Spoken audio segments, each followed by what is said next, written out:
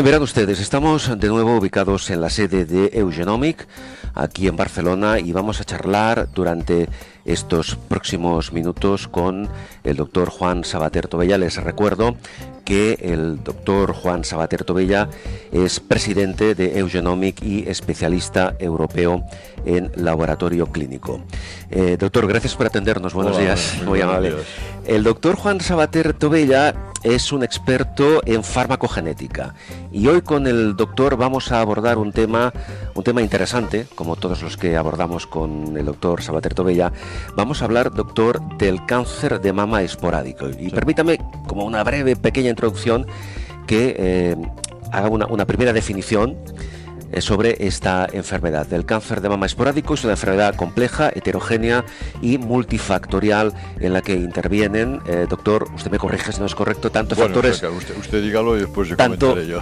Intervienen tanto factores genéticos como no genéticos, por eso es multifactorial. Y tengo entendido que entre el 5 y el 10% de cánceres de mama son hereditarios, sí, y el 90% restante, es decir, la gran mayoría, tienen también un componente genético, pero es esporádico, es decir, no es heredable. ¿Esto es correcto? Vale, sí, ahora lo matizaremos. Bien, pues empecemos.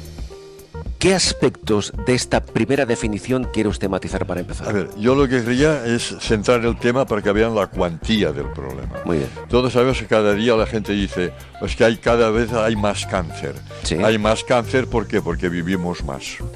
Por tanto, el cáncer es que las células degeneran, sí, y claro, cuantos más años vivimos, más viejas son y más nuestro proceso de replicación celular y más cáncer. Es un proceso biológico. ¿De qué estamos hablando? Mire, yo tengo las cifras de la Sociedad Española de Oncología Médica del año pasado, y nos dicen, en hombres, el cáncer mayoritario es el de próstata.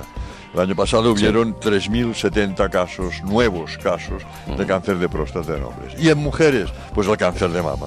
Hubieron 26.700 y pico nuevos cánceres de mama. Ajá. ¿Cuál es el segundo cáncer? En hombres el de pulmón, con 23.000 casos el año pasado. Sí. Y en mujeres, en cambio, el de pulmón es el cuarto.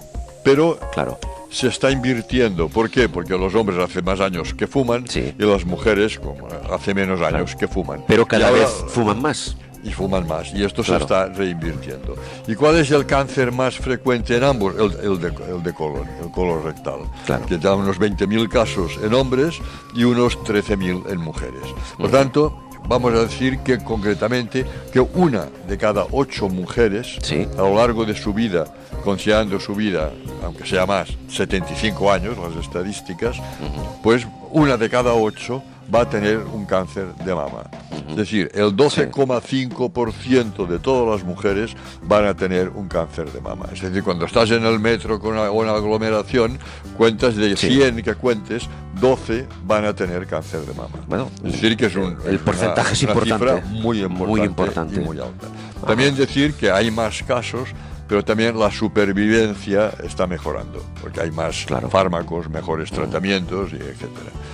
Entonces, sí, el cáncer de mama, de todos los cánceres, sí, el 5% es hereditario, es decir, puedes heredarlo, claro, porque tu madre tiene uno por genes, etcétera. Factor genético. 5% de un solo gen mutado, sí, que puede producir un cáncer de mama, que son los genes que, bueno, en nuestro caso, BRCA1, BRCA2, ajá, que para hacerlo popular es el cáncer que hizo popular la Angelina Jolie. Correcto. Que fue muy positivo, sí, que una mujer de su proyección mediática, claro, dijera que tiene un cáncer de mama, desmitifica, de esconderlo. Sí. Y luego, pues bueno, fue muy... Esto sí, bueno, o sea, esto es hereditario, claro, ella podía transmitirlo a sus hijos, etcétera. De estos que hemos dicho 28.000 el año pasado, el 5% eran de este tipo. Que es el caso de la Angelina Jolie, que yo supongo que... Hereditarios. Que, doctor, que usted está de acuerdo con el gesto que hizo Angelina Jolie.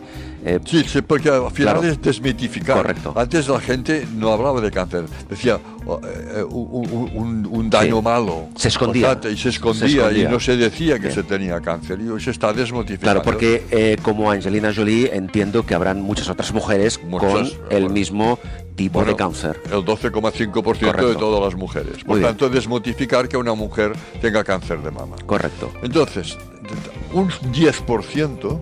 Sí. También tiene un factor genético muy importante, pero no ligado a un solo gen, como este, que hay que mirar un gen, sino a 7, 8 o 9 genes diferentes que han de coincidir, podríamos decir. Claro. Y entonces y también es más difícil de que te pueda dar una información cierta, porque para una mujer poderle decir exactamente si es hereditario y que te dice, es que mi abuela tuvo cáncer de mama y una tía también, tendrías que tener el estudio genético de la abuela y de la tía, y esto no se tiene. No es habitual. Tendrán, si se estudia ahora, sus hijas y sus nietas. Por lo tanto, este es el más oscuro en la actualidad. Claro. Y luego el 85% es lo que llamamos esporádico, que sale porque sale. Pero claro, sale porque sale y es un poco hay que ver aleatorio. Aleatorio, sí. O sea, el esporádico es aleatorio. Ahora, aleatorio, que se han hecho esfuerzos para saber quién tiene más riesgo. Y hasta ahora este riesgo se calculaba, que ahora vamos a comentar algunos datos. Por ejemplo, la raza. La mujer blanca tiene menos riesgo que la mujer negra. Claro. O sea, un dato. Tu raza. Esto estadísticamente está demostrado. Te dice tu genética, pero hasta ahora la genética solo la tomábamos de estos genes. Ahora veremos cuál es la novedad.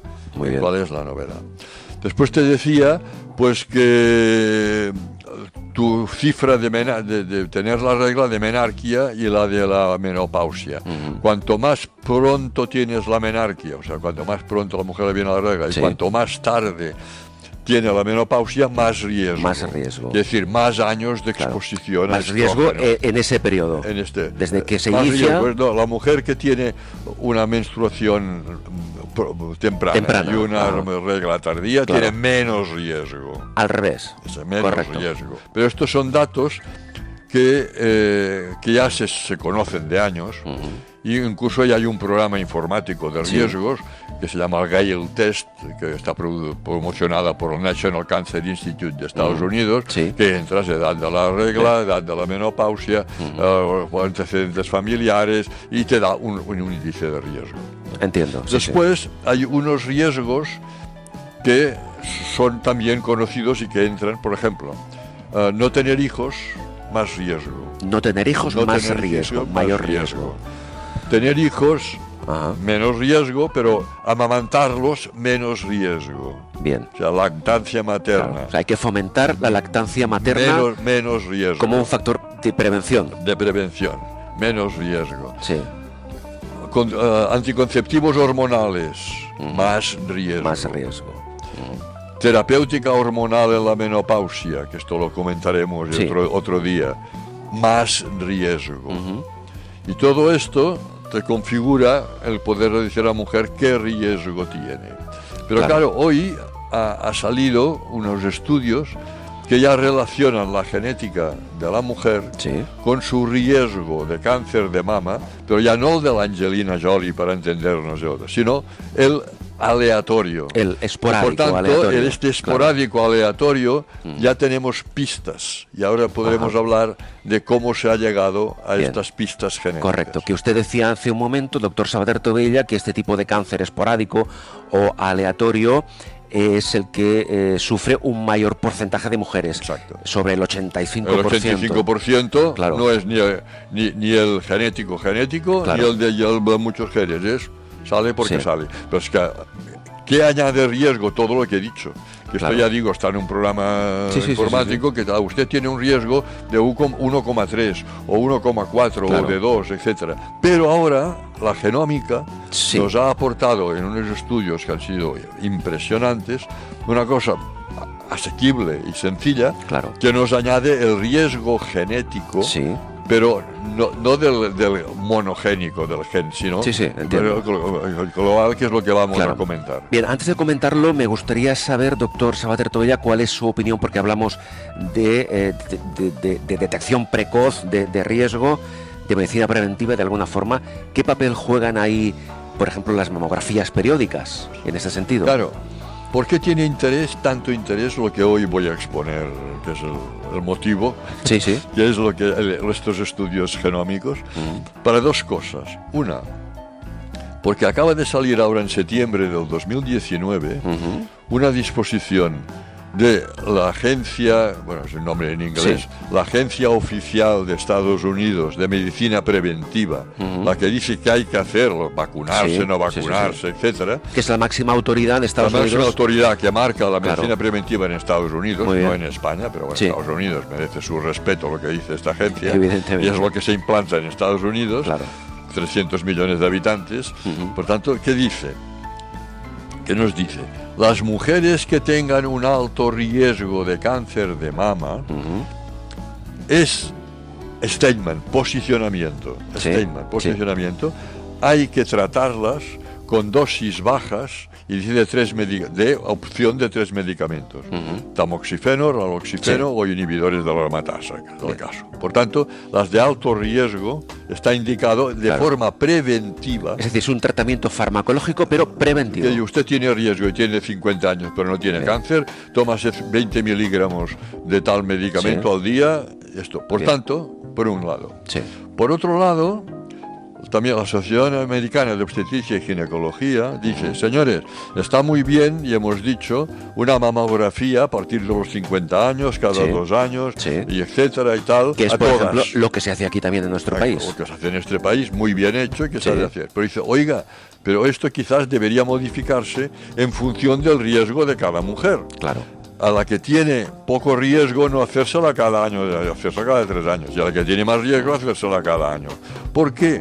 Porque se ha visto también que hacer muchas mamografías lleva a biopsias a veces innecesarias, también tiene sus complicaciones. Claro, porque permítame, doctor, ya que hablamos del tema de las mamografías, ¿tienen algún riesgo para la mujer, para el paciente? Desde un punto de vista radiación, muy poco riesgo. Lo que tiene que a veces se ven imágenes que inducen a hacer una biopsia y hay falsos positivos. O sea, a veces desencadena una angustia y un coste posterior que más vale hacerlo. Que a veces es innecesario. Al que tiene más riesgo. Pero claro, ¿cuál es la pregunta del millón? ¿Cómo sabemos o cómo definimos que una mujer es de riesgo normal, riesgo medio, riesgo alto? Ahí está la clave.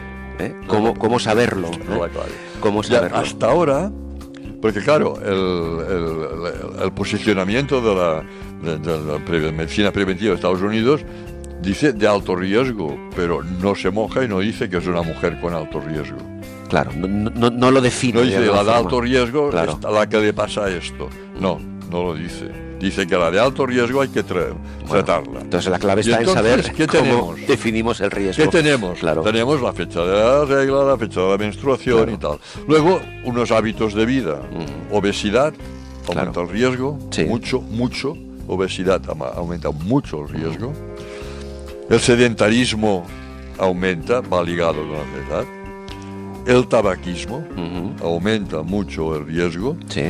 Y las dietas altas en grasas, saturadas, que liga con el peso, la obesidad, etc. Todo eso conforma un estos cóctel, son hábitos de vida modificables que aumentan el riesgo y los podemos modificar para que no lo aumenten. Entonces, esos factores que usted acaba de comentar, obesidad, falta de actividad física, sedentarismo, el tabaquismo, como antes decíamos, la mujer lamentablemente cada vez fuma más, todo eso incrementa el factor de riesgo. Va multiplicando por 1,1, 1,2 este factor de riesgo. Bien. ¿Y a partir de ahí qué hacemos? Y ahora, a partir de aquí, claro, la comunidad científica dice tenemos que hacer algo más. Claro. En el año 2005 se descodificó el genoma humano.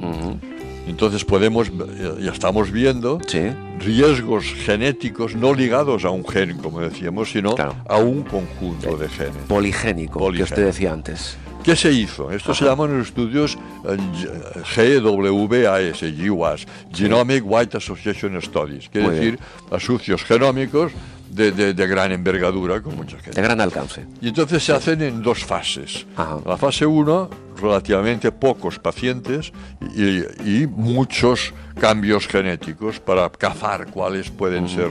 Y luego una segunda fase con estos seleccionados, que ya es más barato, a mucha gente. Esto se ha hecho para cáncer de mama, cáncer de próstata, cáncer, para muchos tipo riesgos. de Claro, son tumores. muy costosos y van saliendo. Sí. ¿Qué se ha hecho? Mire, en el 2007 se empezó por un grupo con más de 20 centros, seleccionaron 3.400, no me acuerdo el número, 3.400 y pico mujeres con cáncer de mama. En Estados Unidos, ¿eh? Hablamos de Estados Unidos. Estados Unidos, bueno, sí, todos eran centros de Estados Unidos. Y 3.400 mujeres, en esta primera etapa solo Estados Unidos. Y 3.400 mujeres sin cáncer de mama y un poco de mismas características, edad, fumadoras, no fumadoras, población que se llama control.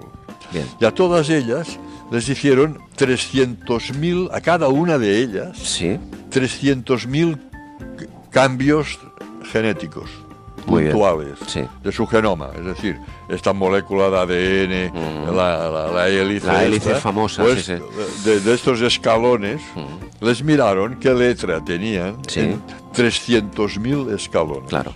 Ya seleccionados, obviamente. No, realmente es un estudio importante. Usted imagínese el esfuerzo. Primero, esfuerzo de laboratorio, de hacer 300.000 cambios genéticos a 4.000 y 4.000, 8.000 mujeres.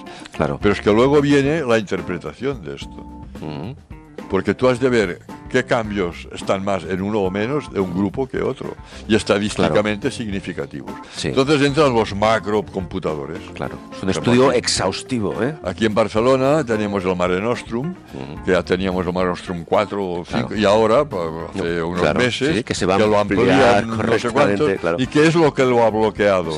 Pues entre muchas cosas lo ha bloqueado el Centro de Regulación Genómica de aquí de Barcelona, que está haciendo estudios genómicos a nivel mundial. Claro, entonces, fíjese usted, entrando los datos de 4.000, 4.000 y 300.000 de cada uno, se encontraron 30 que eran aparecían en proporción diferente en las de cáncer o las de no cáncer. Solo 30, solo 30 de una ingente cantidad de 300.000. De 300.000. 30. Bien. Entonces, hacer 30 cambios es barato. Sí. Es barato. Claro. Es barato. Entiendo. Entonces ya esto se expande a nivel mundial y participan decenas de centros. Y durante 4 años llegaron a estudiar 23.000 mujeres de todos los centros. Estos 30 solo, ¿eh? Estos 30. Entiendo, 23.000 mujeres con cáncer de mama y 23.000, 24.000 sin cáncer de mama. A todas las hicieron estos 30, que ya esto es barato, podemos decir, ¿no? Y vieron otra vez, entonces ya no se necesitan macrocomputadores, qué diferencias. Y al final llegaron a la conclusión de que diferencia estadística importante, no 1,0, 1,1, 1,2, 1,3, había 7. Significativas. 7.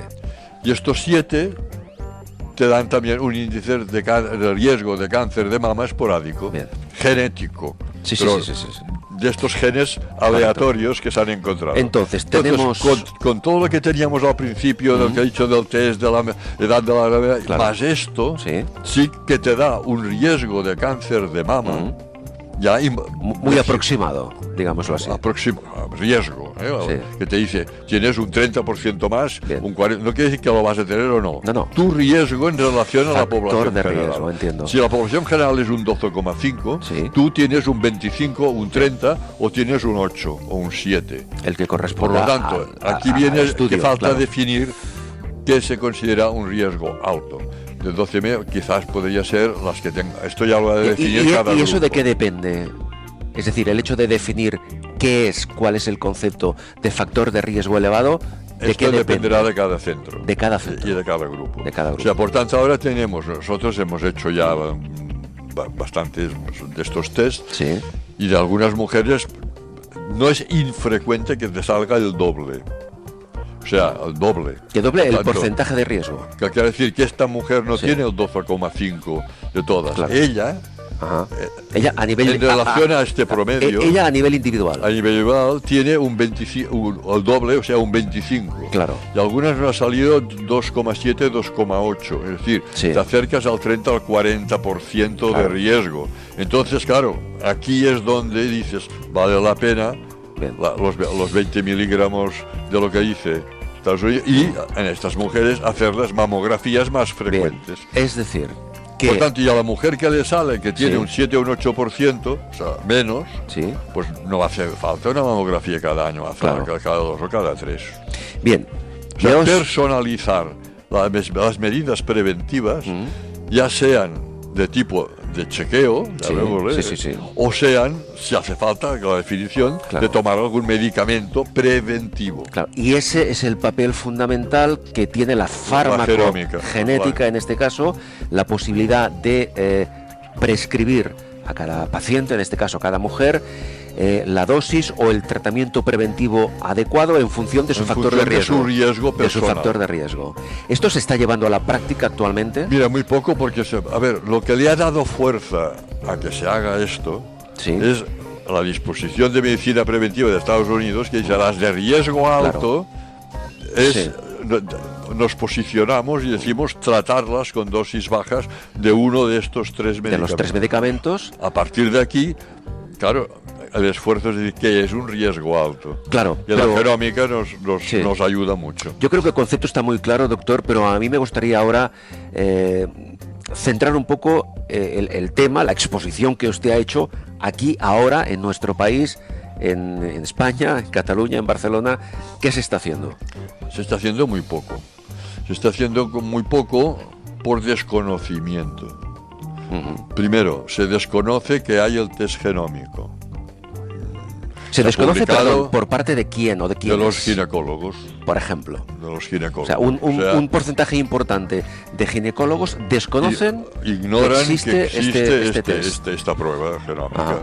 Es un estudio importante de muchos evidentemente, y tal, ¿no? Lo desconocen. Acaba de salir Estados Unidos en septiembre de este año lo de la medicina, de dar un tratamiento preventivo. Obviamente, seguro que prácticamente todos lo desconocen. Es una disposición de Estados Unidos. Y bueno, pues aquí no se han enterado. Pero claro, el riesgo tanto es para, el problema existe, para las mujeres que viven en Estados Unidos como las que viven en España. Y el riesgo es el mismo, tanto si el ginecólogo conoce o no el factor de riesgo de su paciente.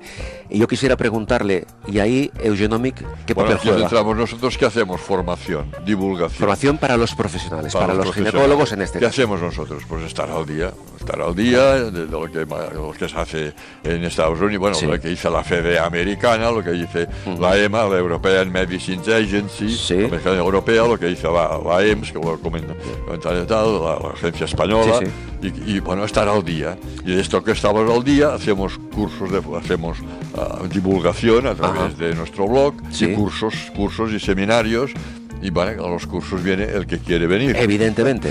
O sea, el último que hemos hecho hace 2 semanas, afortunadamente tuvimos presenciales unas 50 personas y luego lo transmitimos en vídeo, ¿no? Claro. Pero formación, claro, ¿Y cómo les llega, en este caso, hoy hablamos de los ginecólogos, cómo les llega, por qué canales les llega esta información? Mire, el que tú les digas, les llegues de que se hace este curso de formación, qué tema vas a tratar, y que yo en el blog lo digo, y bueno, y otras personas seguramente también lo dirán. Les llega a través de las redes sociales. Y que el ginecólogo tenga motivación para asistir, lo vea claro y lo aplique. Pero aquí hay un aspecto... No, es complicado, pero hay un aspecto que me gustaría comentar. Romper rutinas. Claro, pero el ginecólogo, evidentemente, como cualquier profesional de la salud, como cualquier médico, trabaja para el bienestar y para la salud de su paciente. Obviamente. Eso está clarísimo. Yo he estado 25 años en el Instituto de Seuss. Entonces, yo me pregunto, y también le pregunto a usted, sabiendo que existe esta posibilidad, sabiendo que existe el hecho de que el profesional, el ginecólogo, puede saber previamente, puede tener una referencia, un conocimiento del factor de riesgo de su paciente, éticamente y clínicamente tiene, creo, la obligación de actuar en consecuencia, ¿no? Sí, lo que pasa es que el problema es quién se lo comunica estas novedades. La comunicación. Estas y ahí es cuestan. donde Eugenomic está jugando y tiene un papel de futuro, permítame que se lo diga, fundamental. Formación, fundamental. Yo toda mi vida he hecho formación, fui profesor de bioquímica de la Facultad de Medicina de la Universidad Autónoma, y bueno, y claro, y te sabe mal ver que estás al día, que están saliendo estas cosas tan importantes de medicina, incluso estamos hablando de medicina preventiva. Sí, es que, y que el concepto es ese. Y que podríamos decir, hay muy poca información, en este caso, a los ginecólogos. Doctor, vamos a dejarlo aquí por hoy, pero me gustaría, aprovechando el tema, que haga usted un llamamiento, digámoslo así, a través, en este caso, de las redes sociales, que es donde va a difundirse esta entrevista, a los profesionales que trabajan en el ámbito de la ginecología. ¿Dónde pueden informarse? ¿Dónde pueden acceder a esa información? Pues mire, información en Eugenomic, www.eugenomic.com. Así de fácil, ¿eh? Sí, y aquí encontrarán la información de nuestros cursos. Podrán contactar con nosotros, se podrán mandar su email cuando hagáis cursos, me lo decís y bueno, esto estamos porque es una lástima. Claro. Es una lástima y que a veces es lo que en el año de 1912 en un escrito que aquellos que te quedan, Antonio Machado, dijeron que se desprecia lo que se ignora. Evidentemente. Claro. Yo me quedó mucho, lo leí de joven, ¿no? Claro. Y me quedó mucho, era toda una parrafada, pero al final se desprecia lo que se ignora. Le quedó grabada. Y es verdad, y por tanto, ¿qué hay que hacer? Vencer la ignorancia. Correcto. Hemos hablado del cáncer de mama esporádico a modo de resumen final, como antes decía el doctor. Es un tipo de cáncer que afecta entre un 80-85% de mujeres de forma aleatoria. Y a través de Eugenomic... de los cánceres, no de todas las mujeres. No, claro. Todas las mujeres tendrán un 12,5% de riesgo de cáncer, del cual el 80% es... Esto que y nos referimos siempre a cáncer de mama en este caso, cáncer de mama esporádico, y la posibilidad, como acaba de decir el doctor Juan Sabater Tobella, de que los profesionales de la salud, los ginecólogos en este caso, puedan acceder a la formación necesaria para poder predecir el factor de riesgo. El doctor Juan Sabater Tobella, recordamos, es presidente de Eugenomic y especialista europeo en laboratorio clínico. Doctor, muchas gracias, muy amable. A usted por facilitarme la comunicación.